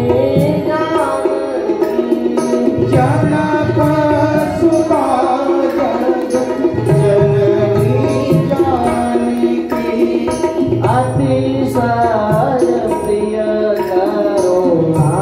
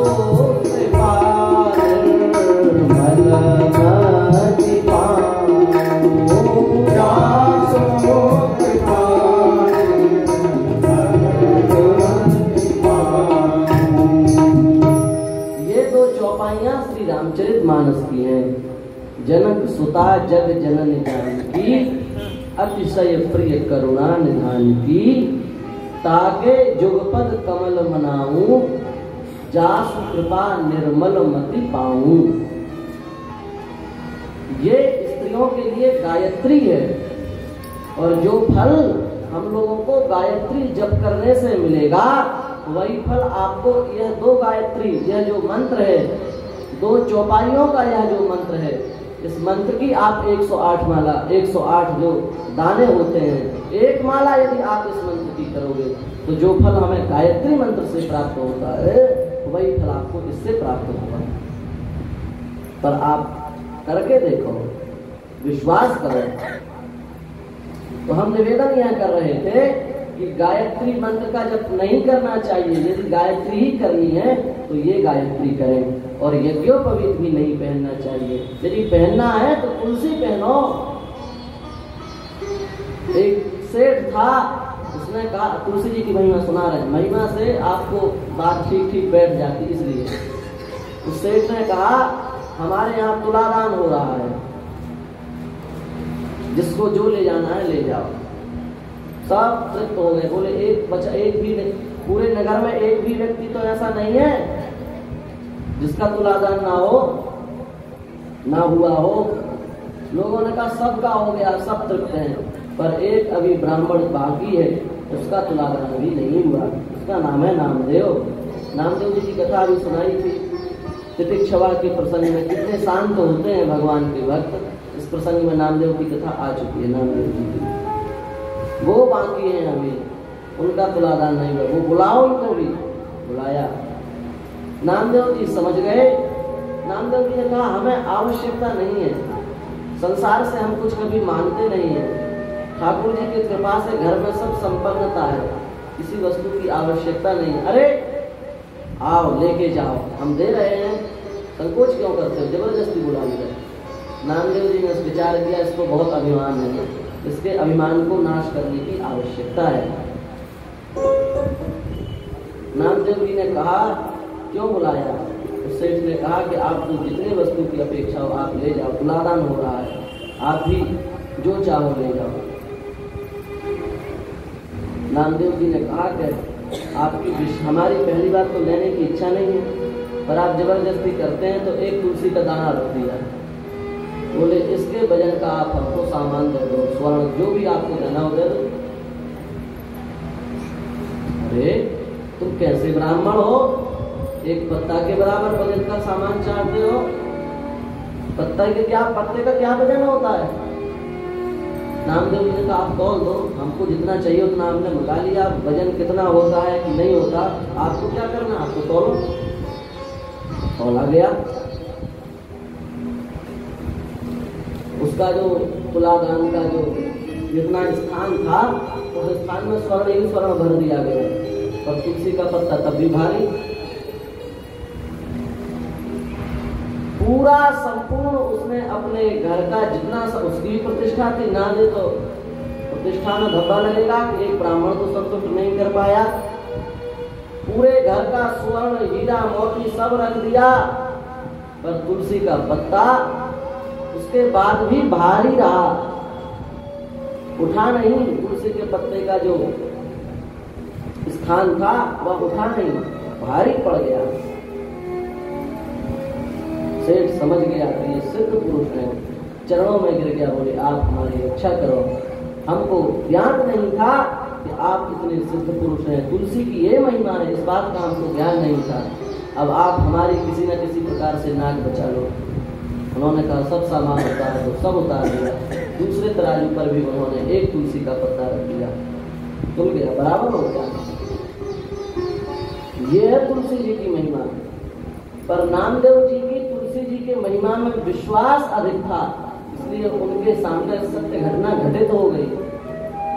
हम लोग भी तुलसी जी के प्रति ऐसा ही विश्वास यदि रखेंगे तो तुलसी जी का जो विशेष लाभ है वह लाभ हमको प्राप्त होगा। प्रत्येक, चाहे वह स्त्री हो, चाहे पुरुष हो, चाहे बालक हो, चाहे वृद्ध हो, अपने जीवन में एक कंठी कम से कम अवश्य होंगे। भगवान को जब भी भोग लगाएं तो तुलसी का पत्ता उसमें अवश्य डाल दें। ये भगवान की विशेष क्रिया है। तुलसी विवाह होता है, तुलसी शालिग्राम विवाह, बहुत बड़ी इनकी कथा है, पर समय का अभाव इसलिए हम प्रणाम कर रहे हैं कथा को। इसलिए पहली बात अपने जीवन में एकादशी को धारण करें, दूसरी बात अपने जीवन में अवश्य ही तुलसी को धारण करें। कितनी दिव्य शोभा है, तुलसी जी आज विराजमान है, ठाकुर जी भी प्रसन्न है, इसलिए तुलसी जी को धारण करें। और तीसरी बात, भगवान के नाम का विश्वास करके भगवान के नाम का जप करें। प्रत्येक वैष्णव का प्राण है भगवान का नाम। अंतर्निष्ठ राजा की कथा आती है, कभी नाम ही उसका प्राण था, भीतर ही भीतर अहर्निश नाम जप करता रहता था, पर कभी मुख से बाहर नाम को नहीं निकलने देता, क्योंकि भैया प्राण निकल जाएंगे तो व्यक्ति जीवित रहेगा, प्राण निकल जाएंगे तो व्यक्ति जीवित नहीं रहेगा। उस राजा का प्राण था नाम। उसने विचार किया यदि हम नाम ले लेंगे तो हमारे प्राण ही छूट जाएंगे, इसलिए वह केवल भीतर भीतर नाम के रस का अनुभव करता, बाहर कभी नाम का उच्चारण नहीं करता। राजा की जो पत्नी थी रानी, वह बड़ी नाम महिमा में बड़ी श्रद्धा रखती थी, वह निरंतर नाम जप करती और उसको लगा कि बताओ हमारे पति कितने बड़े नास्तिक हैं, आज तक नाम ही नहीं लेते भगवान का। पत्नी समझाती भगवान का नाम लिया करो, अरे क्या क्या रखा है नाम में। इस प्रकार से किसी न किसी प्रकार से वो राजा बात टाल देता पर नाम नहीं लेता कभी। पत्नी ने विचार किया कि हमारा पति तो बहुत बड़ा नास्तिक है, कभी नाम नहीं लेता। राजा सो रहा था, राजा के पास में ही रानी भी विश्राम कर रही थी। अचानक आज राजा के मुख से धोखे से स्वप्न में भगवान का नाम निकल गया। श्री सीताराम, श्री राधे श्याम, ऐसा नाम उसके मुख से धोखे से निकल गया सोते समय। रानी बड़ी प्रसन्न हुई, अरे राजा इतना बड़ा भक्त है, स्वप्न में भी भगवान का नाम लेता है, हमें तो आज तक इस बात का पता ही नहीं था कि यह इतना बड़ा भक्त है। अब तो रानी ने प्रातः काल होते ही पूरे नगर में ढिंढोरा पिटवाया, आज सबका नगर भोज है, सब खूब बधाई मनाओ, राजा तो परम भक्त है। और भक्त के उत्सव में पूरे नगर में भोज रखा गया, भंडारा रखा गया, सबको निमंत्रण दिया गया, खूब सजावट हुई। राजा ने कहा देवी आज क्या है, आज तो कोई विशेष उत्सव भी नहीं है, कोई त्योहार भी नहीं है, पर इतनी सजावट, इतना नगर में हल्ला गुल्ला क्यों सब हो रहा है। इस पतिव्रता स्त्री ने कहा कि स्वामी आज आपके मुख से भगवान का नाम निकला है, हम बड़ी भक्ता हैं और आपके मुख से भगवान का नाम निकला, इसलिए बड़े प्रसन्न हैं। उसी प्रसन्नता के कारण यह इतना बड़ा नगर में उत्सव हो रहा है। जैसे ही राजा ने सुना कि हमारे मुख से नाम निकला, उसने विचार किया कि नाम ही तो हमारा सब कुछ था, अब जब नाम हमारे मुख से निकल गया तो हमारा कहने लायक अब इस संसार में क्या बचा। तत्काल राजा ने प्राण त्याग दिया। अंतर्निष्ठ नृपाल एक भक्तमाल में चरित्र आया है। अंतर्निष्ठ नृपाल, अंतर्निष्ठ इसी का नाम है। नाम के प्रति ऐसे हमारा विश्वास हो, नाम के प्रति हमारी ऐसी श्रद्धा हो, नाम ही हमारा जीवन बन जाए, नाम ही हमारा प्राण बन जाए, तब फिर हमारे कल्याण में कोई संदेह नहीं है। भगवान शिव हर निश नाम जप करते रहते, एक निमिष मात्र के लिए भी नाम को नहीं छोड़ते। इतने नामनिष्ठ हैं, इतने नामनिष्ठ हैं कि नाम जप करते करते करते करते समाधि में चले जाते हैं। कितनी बड़ी समाधि में, 1-2 घंटे की समाधि नहीं लगती भगवान शिव की। बीते संवत 87, बीते संवत 87, कलियुग समाधि शंभु अविनाशी, कलियुग समाधि शंभु अविनाशी, तुम पुनि राम राम दिनराजी, पुनि राम राम दिनराजी, सागर जपे हो अनंग अराती, सागर जपे हो अनंग अराती, सागर जपे हो अनंग अराती, सागर जपे हो अनंत अराती। निरंतर राम नाम का जप करते रहते हैं और राम नाम का जप करते करते जब समाधि में चले जाते हैं तो बीते संवत 87,000 वर्षों की समाधि में चले गए। कितने हजार? 87,000 वर्ष, इतनी लंबी समाधि लग गई उनकी। ये है नाम। श्री शेषनाग भगवान इतनी बड़ी पृथ्वी को बिना किसी श्रम के अपने मस्तक पर धारण किए रहते हैं। इसका क्या कारण है? वे निरंतर नाम जप करते रहते हैं। शेषनाग जी के विषय में तो भागवत जी में लिखा है, यद्दर्शनं च विनिहन्त्य शुभानि सद्यः श्रेयस्तनोति भवदुःखदवार्भुतानां निःशेष शेष मुखगीत कथैकपाना प्रेम प्रकाशकृतये शरणं ततोऽस्तु।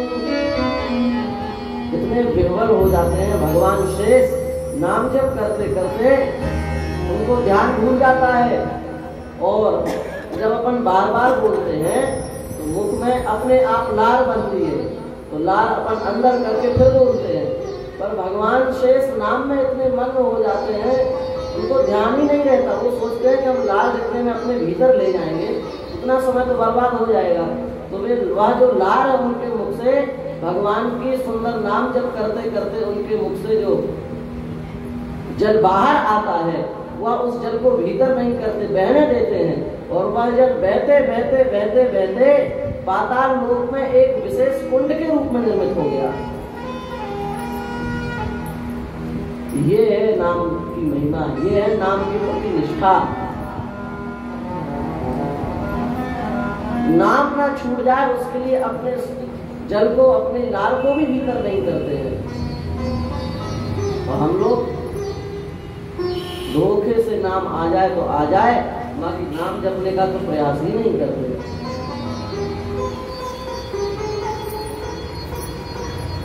इसलिए तीसरी बात, इसको भी गांठ में बांध लो, जितना समय मिले, जब मिले, जैसे मिले, पवित्र हो अथवा अपवित्र हो, बाजार में हो अथवा घर में हो, खाली बैठे हो अथवा काम कर रहे हो, किसी भी अवस्था में नित्य निरंतर हमारे द्वारा भगवान का नाम भीतर ही भीतर चलते रहना चाहिए। यदि आप इन 3 प्रकार की निष्ठाओं को अपने जीवन में स्थान देंगे तो शास्त्रों का ही वचन है, हमारा मनगढ़ंत नहीं है, निश्चित ही आपको अवश्यमेव कल्याण की प्राप्ति होगी। यमराज में शक्ति नहीं कि वो आपको नरक में स्थान दे सकें, देवताओं में भी वह शक्ति नहीं कि वे आपको स्वर्ग में स्थान दे सकें, ब्रह्मा जी की भी शक्ति नहीं कि वे आपको ब्रह्मलोक में स्थान दे सकें। वह जीवितों साक्षात से ठाकुर जी के नित्य चरण का, भगवान के जो चरण रूपी सुंदर पुष्प हैं, उन पुष्पों का भौरा बन करके भगवान के चरण कमलों में ही मंडराता रहता है। इसलिए आप सभी लोग अपने जीवन में नियम पूर्वक व्रत लेकर के एकादशी का पालन करें, अपने कंठ से तुलसी को अलग मत करें। किसी भी स्थिति में तुलसी जी आपसे अलग नहीं होनी चाहिए, तुलसी जी आपके कंठ में हो, और भगवान का नाम सदा सर्वदा अहर्निश जब समय मिले तब जपें, तब फिर हमारे कल्याण में संदेह नहीं रह जाएगा। इन 3 निष्ठाओं का पालन प्रत्येक संत को, प्रत्येक भक्त को, प्रत्येक वैष्णव को, कोई भी हो, सबको करना चाहिए। ध्यान रखना, एकादशी और तुलसी और भगवान का मधुराति मधुर, अमृत से भी मीठा भगवान का सुंदर जो नाम है वह नाम, ये हमारे प्राण बन जाए।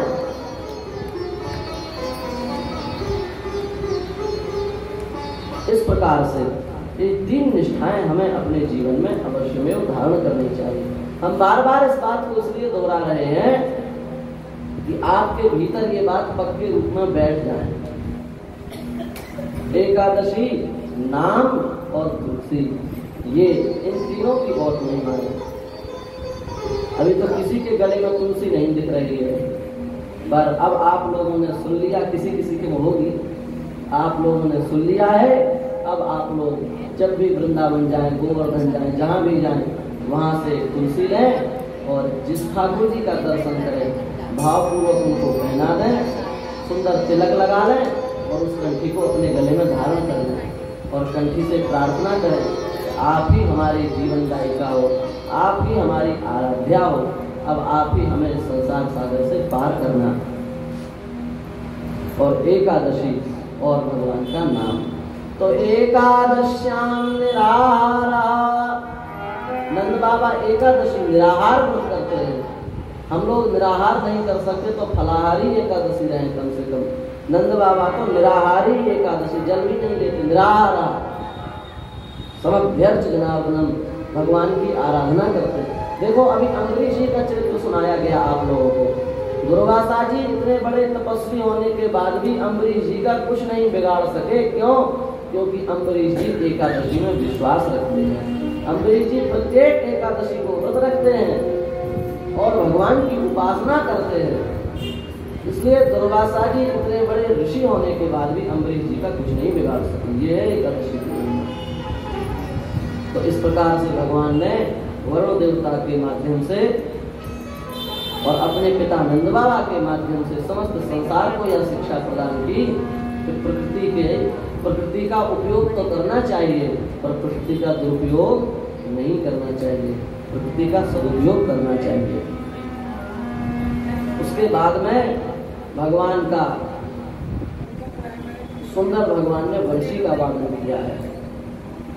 भगवान पिता रात्रि शरदोत्फुल्ल मल्लिका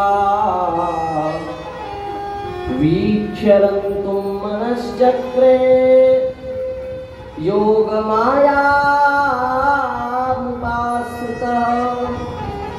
भगवान स्वयं साक्षात अखिल कोटि ब्रह्मांड नायक निखिल हेय प्रत्यनीक भक्त वांछा कल्पतरु भक्तवत्सल शरणागत वत्सल दीन बंधु दया सिंधु कृपा सिंधु पर ब्रह्म पूर्ण परमात्मा भगवान गोपियों को सुख देने के लिए, उनके प्रत्येक हार्द को पूरा करने के लिए, उनके मनोरथों को पूरा करने के लिए और समस्त संसार को सुख देने के लिए भगवान ने अपनी सुंदर वंशी का वादन किया। सुंदर पूर्णिमासी की रात्रि है, समस्त वातावरण उस चंद्रमा की ज्योत्सना से चमक रहा है, प्रकाशित हो रहा है और श्री ठाकुर जी परम सुंदर भाव से वेणु का वादन कर रहे हैं। भगवान की वेणु का जब वादन उन गोपियों ने सुना, दुहंत्यो काश्चित् दोहं हित्वा समुत्सुकाः पयोधिसृत्य संयावमनुद्वास्या परं ययुः। कुछ गोपियां गायों को धो रही हैं, कुछ गोपियां दूध को उठा रही हैं, कुछ गोपियां भोजन बना रही हैं, कुछ गोपियां श्रृंगार कर रही हैं, कुछ गोपियां घर की सफाई कर रही हैं, झाड़ू लगा रही हैं। पर ठाकुर जी की जैसे ही वंशी सुनी,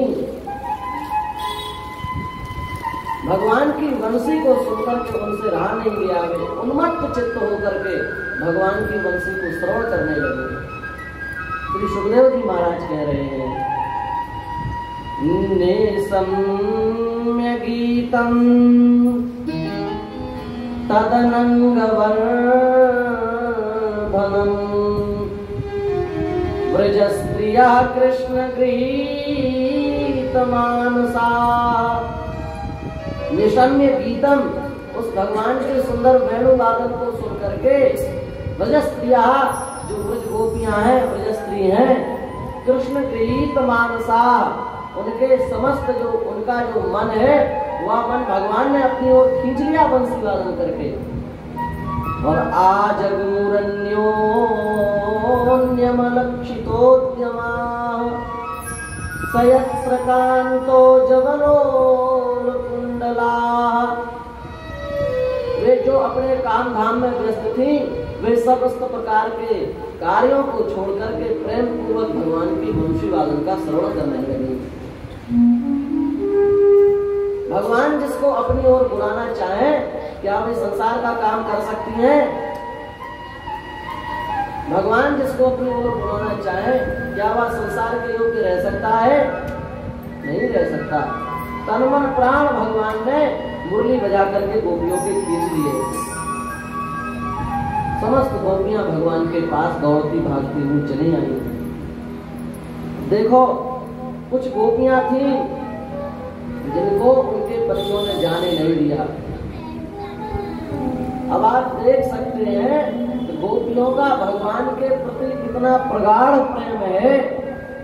जिन गोपियों को उनके गृहस्थ घर परिवार के लोगों ने आने नहीं दिया, वे गोपियां भगवान के वियोग से तप्त होकर के उन्होंने अपने प्राणों का त्याग कर दिया।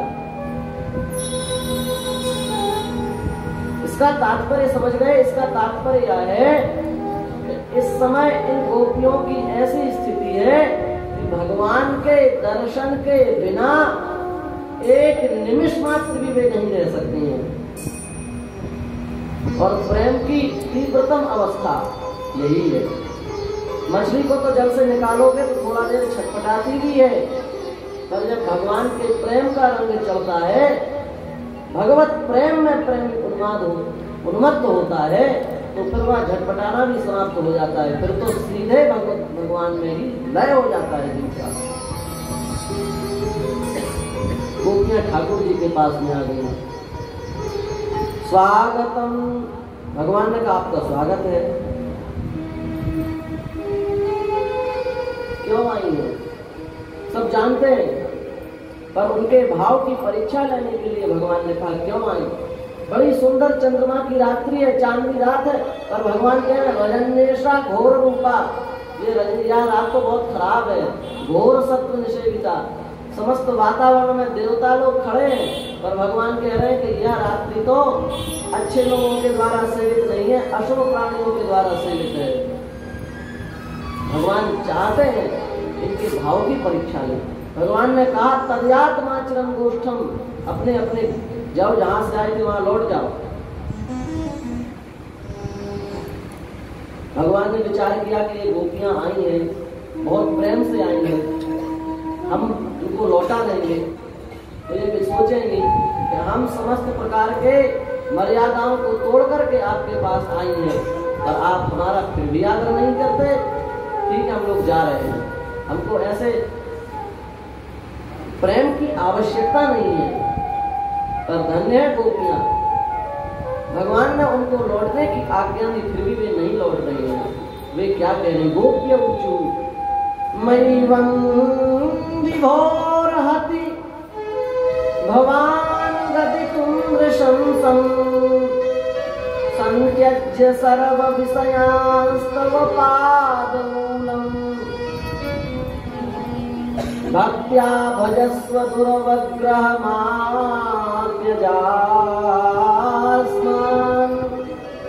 दैवो यथादि पुरुषो भजते मुमुक्षून्। हे नाथ, आप हम लोगों का इस प्रकार से अपमान मत करो। माँ एवं विभो हराति, आपको यह कार्य अच्छा नहीं लगता। संत्यज्य सर्व विषयान, समस्त प्रकार के विषयों को छोड़ करके तव पाद मूलम, हम आपके चरणों में आ गए हैं। हम आपकी प्रेम पूर्वक उपासना करने के लिए यहाँ पर आ गए हैं। आप कहते लौट जाओ। भगवान ने कहा कि स्त्री के लिए पति ही सब कुछ होता है, आप लोग अपने पति की सेवा करें। गोपियों ने कहा आपने यत् पत्य पत्य सुरदाम अनुवृत्ति गंग स्त्रीराम स्वधर्म इति धर्म विदात्मयोक्तम, पति ही स्त्री के लिए सब कुछ होता है। यह बात आपने कही, अच्छी कही, पर ईमानदारी से बताओ, संसार में आपके अलावा कोई किसी का पति हो सकता है? समस्त प्रकार के जड़ चेतन स्त्री पुरुष कोई भी हो, सबके पति, सबके आश्रय, सबको जीवन देने वाले तो ठाकुर जी ही है कि कोई दूसरा है? वास्तविक पति तो आप ही है। मीराबाई ने क्या कहा? ऐसे वर को कावरूं जो जन्मे मर जाए, वरु तो गिरिधर को वरु मेरो चूड़नो अमर हो जाए। इसलिए मेरे तो गिरिधर गोपाल दूसरो न कोई। कुछ भी हो जाए, भगवान हमें मार डाले, काट डाले, पर अब हम भगवान के अलावा किसी और का आश्रय नहीं लेंगे। आप ही सबके प्रति, इसलिए मीराबाई ने कहा काट कलेजो मैं रखूं काला तू ले जा। काट कलेजो मैं रखूं काला तू ले जा। जाते सामारे पियब से, जाते सामारे पियब से, वे देखे तू खाए ना, वे देखे तू खाए ना, तो नाम को जीना तू कनक न तोड़ो जाए ना, तो नाम को जीना तू कनक न तोड़ो जाए, कनक न तोड़ो जाए, कनक न तोड़ो जाए। मीराबाई कह रही है ठाकुर जी हमारे पास नहीं आना चाहते और हम ठाकुर जी के पास नहीं जा सकते, तो काट कलेजो मैं रखूं, मैं अपना कलेजा रख देती हूँ। अरे गौरा तू मेरा कलेजा लेकर के चला जा और जहां हमारे प्रियतम बैठे हो उनके पास जा करके वे देखेंगे और तुम उस कलेजे को खाना, तब उन्हें आनंद आएगा। इसी का नाम है प्रेम। गोपियों ने कहा समस्त प्राणियों के एकमात्र आश्रय आप हैं, आपको छोड़ करके कोई किसी का पति हो नहीं सकता। फिर आप ऐसा क्यों कहते हैं कि आप हमको छोड़ करके, हम आपको छोड़ करके कहीं जाने वाले नहीं हैं। भगवान समझ गए कि इसी का नाम है अनन्य प्रेम। सो अनन्य जाके असर, जिसको सर्वतो भावे ने, जिसने भगवान का वर्ण कर लिया, फिर वह संसार के योग्य नहीं बचता, वह तो केवल ठाकुर जी के ही योग्य रहता है। भगवान ने गोपियों के साथ महारास किया, रास प्रारंभ किया। गोपियों को ध्यान दें, गोपियों को यह लगा कि ठाकुर जी अब हमारे अधीन हो गए हैं। सर्वतंत्र स्वतंत्र भगवान को उन्होंने अपने अधीन मान लिया। भगवान समझ गए इनको भी शिक्षा देने की आवश्यकता है। तासाम च तत्सौभगमदं वीक्ष्यमानं च केशव प्रशमाय प्रसादाय तत्रैवान्तरधीयत। भगवान ने देखा इन गोपियों को यह अभिमान हो गया कि ठाकुर जी हमारे अधीन हैं, भगवान हमारे अधीन हो गए हैं। यह बात गोपियों के मन में आ गई। भगवान इस अभिमान को दूर करने के लिए गोपियों के बीच में से एक गोपी को, वह गोपी कौन है? श्री राधा रानी, उनको लेकर के अंतर्ध्यान हो गए, अंतर्हित हो गए, तिरोहित हो गए। अब भैया जिसको ठाकुर जी का दर्शन हो जाए, ठाकुर जी का स्पर्श प्राप्त हो जाए और फिर ठाकुर जी अचानक बिना बताए, बिना मन के किसी कार्य को पूरा किए बिना ही लुप्त हो जाए, तो क्या यह आसान होगा?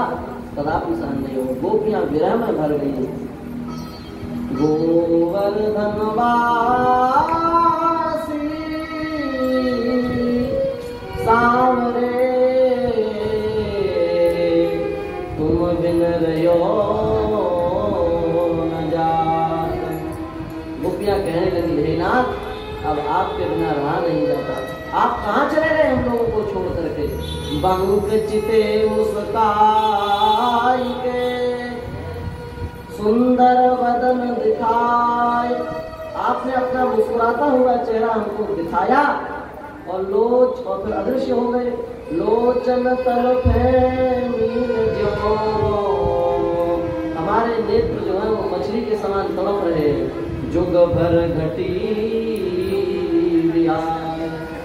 एक एक घटी, एक एक निमिष, एक एक क्षण युगों युगों के समान हमारा बीत रहा है। हे ठाकुर जी, आई नंद तनुज किंकरो पदतम माम विषमे भवाम बुधो। हे नंद तनुज, हे नंद के पुत्र, हम भयंकर संसार रूपी जंगल में, संसार रूपी समुद्र में डूबे हुए हैं। कृपया तव पाद पंकज, आप कृपा करके, हम आपके साथ नहीं रह सकते, हम आपके पास नहीं आ सकते, तो कम से कम आपके चरणों की जो धूली है, उस धूली का एक कण हमको बना लो। कृपया तव पाद पंकज स्थित धूल सदृशम विचिंतय।